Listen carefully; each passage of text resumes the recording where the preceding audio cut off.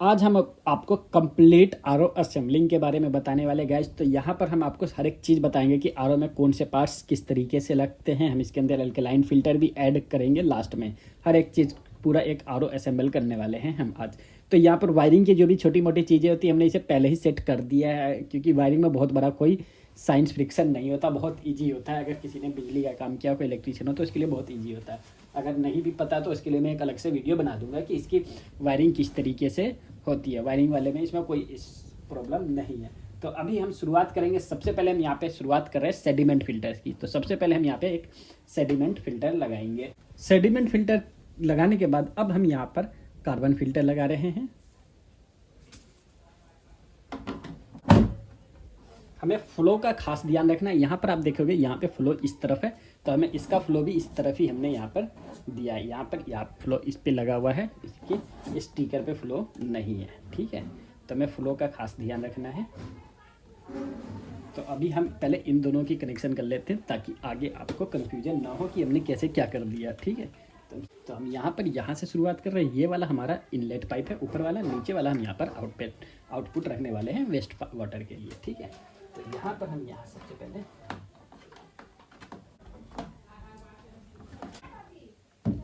यह हमने पहले कनेक्शन कर लिया। यहाँ से हमारा सेडिमेंट फिल्टर में इन आ गया, यहाँ पे फ्लो दे रखा, मतलब ये हमारा आउटपुट होगा। ठीक,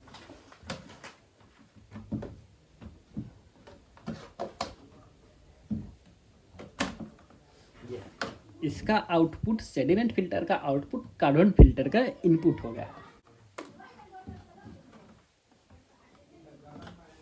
अब यहाँ कार्बन फिल्टर से हमारी सप्लाई जाएगी सोडोमेंट सॉइल में।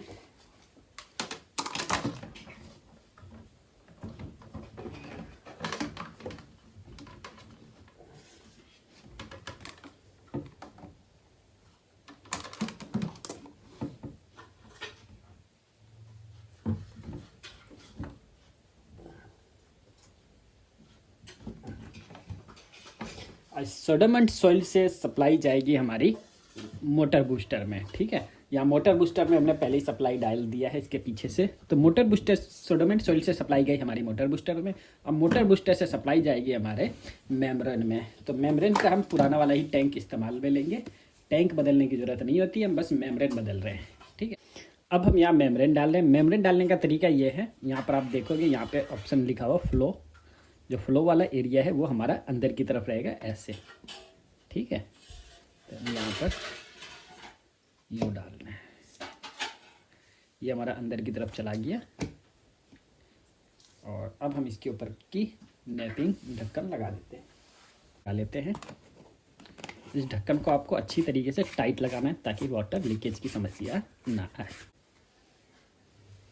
यहाँ पर हम अपने मेम्ब्रेन को सेट कर लेते हैं। अब हम मोटर बूस्टर से अपने मेम्ब्रेन को सप्लाई देंगे। सबसे पहले हम यहाँ पे मोटर बूस्टर को यहाँ से दे दिया, और यहाँ पर हम एक टी लगा लेंगे जो कि TDS एडजस्ट करेगा। क्योंकि अगर हमारे आरओ का TDS बहुत कम भी हो गया तो वो भी हमारे स्वास्थ्य के लिए हानिकारक हो सकता है, इसलिए हमें TDS एडजस्टर लगाना बहुत ज़रूरी है।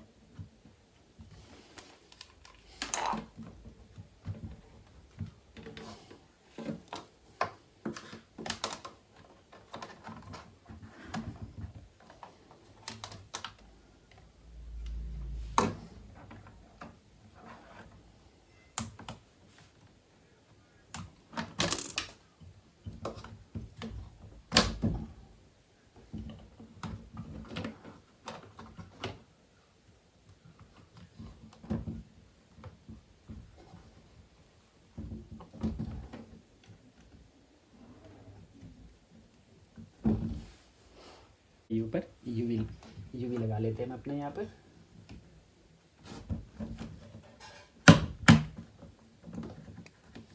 यूवी में हमारा फ्लो इस तरफ लगा हुआ है। यहाँ हमारी सप्लाई आएगी आउट, ये हमारी वेस्टेज का है। यहाँ ये हमारी बीच वाली सप्लाई आएगी इनपुट की। तो यहाँ से हम यहाँ अपने यूवी को सप्लाई दे देते हैं। यहाँ हम यूवी को सप्लाई देने से पहले यहाँ हम एक टी लगाएंगे।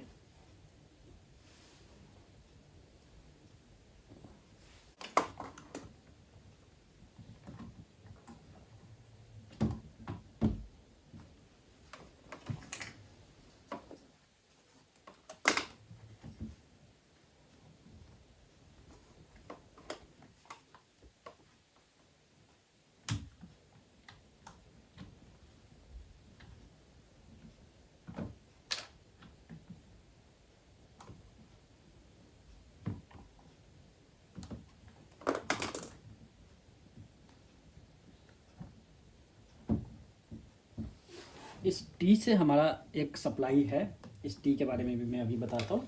सबसे पहले हमने जो यहाँ पर ये लगाया है, यहाँ से हमें सप्लाई देनी है TDS एडजस्टर को।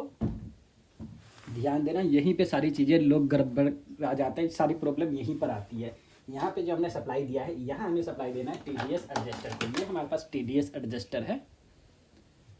TDS एडजस्टर का मेनली काम क्या होता है, आरओ से जो हमारे मेम्ब्रेन से जो प्योर वाटर निकलता है, उसका TDS अगर बहुत कम हो जाए तो वो हमारे शरीर के लिए हानिकारक हो जाता है। इसलिए यहाँ पे TDS एडजस्टर दिया जाता है, जो कि डायरेक्ट बूस्टर पंप से, जो कि नॉर्मल वाटर होता है हमारा, उसको इससे अटैच करके TDS को हम एडजस्ट करते हैं।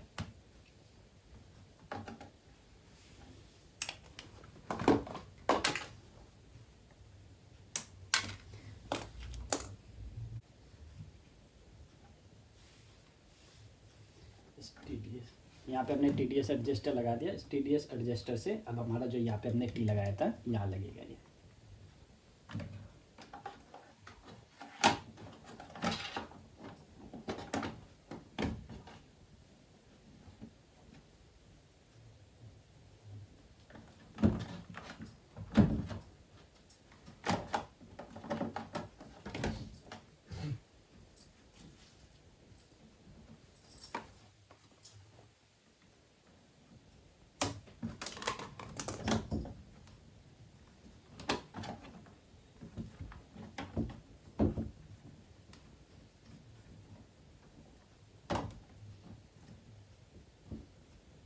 यहाँ हमारा सारी चीज़ें कंप्लीट हो गई है। अब यहाँ से हमारा टैंक में जाएगा सप्लाई, लेकिन हम यहाँ से क्या कर रहे हैं, एल्कलाइन फ़िल्टर लगाएंगे। यहाँ से एल्कलाइन फ़िल्टर, तो हमने अपना एल्कलाइन फ़िल्टर यहाँ पर सेट कर दिया है। अब हमें यहाँ से अपने यूवी से आउटपुट डालनी है एल्कलाइन फ़िल्टर में यहाँ पर, क्योंकि एल्कलाइन फ़िल्टर में यहाँ पे हमें सिंबल बना हुआ है, ये हमारा फ्लो है। ठीक है,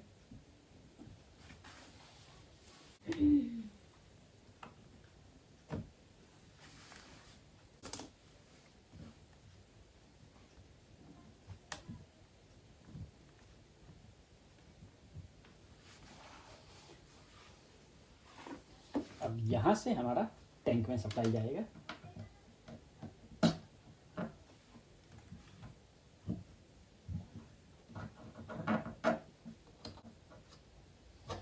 अभी हम इसे फिट नहीं करेंगे, हम टेस्टिंग करेंगे एक बारी इसके पानी का फ्लो कैसा है।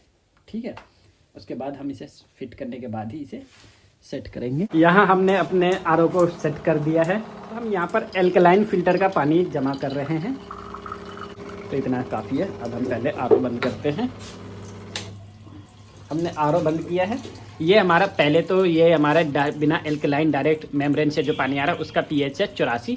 अभी 85-84 कोई बड़ी बात नहीं है, अभी 85 था 84 हो गया। अभी हम इसके थोड़े से पानी को झाड़ लेते, नहीं तो ये अच्छा TDS नहीं बताएगा। ठीक है, अब हम इसका TDS चेक, तो ये भी 85-86, ये भी उतना ही है, लगभग 1-2 पॉइंट ऊपर नीचे हुआ है। ठीक है, इनका TDS तो लगभग सेम है, लेकिन क्या अब हम इसका पीएच चेक करते हैं, इसके पीएच में कितना डिफरेंस आ रहा है। तो पीएच चेक करने के लिए यहाँ हमारे पास एल्कलाइन फ़िल्टर के साथ ये दिया होता है केमिकल, जिससे आप पीएच चेक कर सकते हैं। इसके अंदर देखो पीएच के कुछ मान दिए गए हैं। अगर इस आप पानी में इसे डालते हैं, इसका कलर अगर यहाँ से लेकर यहाँ तक आता है, मतलब कि 4.0 से 6.5 तक आता है, तो ये एसिडिक वाटर है। मतलब एसिडिक मतलब ये पानी पीने लायक नहीं है, एसिड वाटर है। ठीक है, और यहाँ अगर इसकी पीएच 7.0 है तो ये नेचुरल है, और 7.5 से 11.0 तक है तो ये हमारा एल्कलाइन वाटर है। ठीक है, तो ये इसके कलर है, इस कलर में अगर हम डालेंगे तो ये हमारे पानी का कलर चेंज करेगा। तो देखिए, चलिए डालते हैं इसको। हम इसे सबसे पहले मेम्ब्रेन वाले पानी में डाल रहे हैं। तो ये मेम्ब्रेन वाले पानी का आप कलर देख सकते हो, ये हल्का ग्रीन हुआ है, मतलब नेचुरल वाटर है। जिसके हिसाब से आप देखोगे ना, ये हमने क्या देखा था यहाँ पे, नेचुरल वाटर, इससे मैच खा रहा है, ये नेचुरल वाटर से मैच खा रहा है ना, इसका कलर देखो। ठीक है, अब हम एल्कलाइन वाले पानी में डालते हैं इसको। तो ये देखो एल्कलाइन वाले पानी में हमने डाला, तो एल्कलाइन वाले पानी में क्या है, इसका कलर ये देखो। एल्कलाइन वाले पानी में इसका कलर ये वाला आ गया है, pH 10। यहाँ पे आप देखोगे भी एल्कलाइन वाटर pH 10, मतलब 7 WHO के अनुसार आप 7 pH का पानी पी सकते हैं। इस पर लिखा भी हुआ है एल्कलाइन वाटर, है ना, ये यहाँ पे एल्कलाइन। तो एल्कलाइन के विदाउट एल्कलाइन के पानी का कलर ऐसा है, एल्कलाइन लगाने के बाद हमारे पानी का कलर चेंज हो रहा है, मतलब एल्कलाइन अपना काम कर रहा है। ठीक है, अगर आप TDS के बारे में, अगर आपके मन में कोई सवाल है कि इसका TDS हम कितना रखें नहीं रखें, तो देखो अगर आप TDS ज़्यादा घटा देते हो ना तो पानी के सारे मिनरल्स खत्म हो जाते हैं, उससे आपके शरीर को हानिकारक ही पहुंचेगा, हानि ही होगी। अगर इसका मैंने अभी लो किया था, सबसे लो TDS पे 4 TDS आ रहा था। 4 TDS का पानी पता है आपको? 4 TDS का पानी हमारे गाड़ी के बैटरियों में डलता है, तो वो पानी हमारे पीने लायक नहीं होती। तो ज़्यादा TDS घटाने के चक्कर में मत पड़ो, TDS एडजस्ट करके रखो। ठीक है, आशा करता हूँ आपको ये वीडियो समझ में आ गई। यदि नहीं समझ में आया तो आप कमेंट बॉक्स में हमसे कोई भी सवाल पूछ सकते हैं।